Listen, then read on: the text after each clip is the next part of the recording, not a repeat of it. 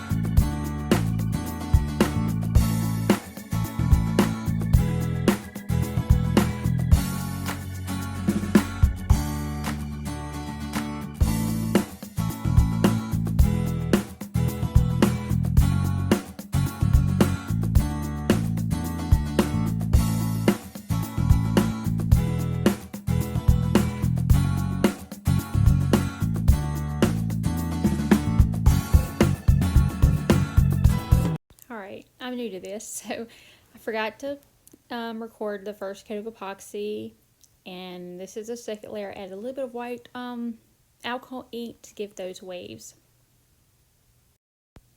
Alright, the epoxy has dried. I've sanded it with like a 220 grit sanding paper.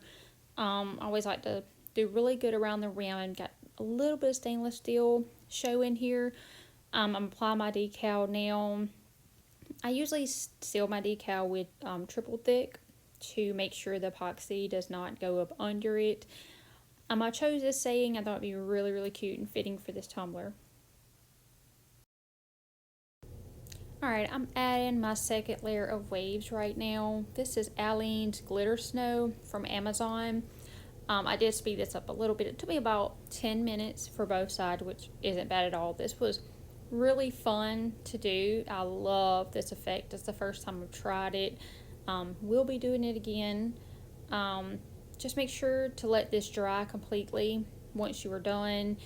And after that, I went straight to epoxy. I didn't seal it. I didn't do anything, and it did really good. But I just make little C shapes and kind of pull it down. I did do 2 layers to bring it into the second part of the waves with the alcohol inks. Kind of preference on how you want to do it. I put it on a turner so it was easy to turn. You don't want to touch it. I did accidentally do that and kind of wiped a little bit off, so it's easy to wipe off if you make a mistake. I say it took 2 or 3 hours to dry, I would say. Give or take. I gave it more than that before I actually epoxied it.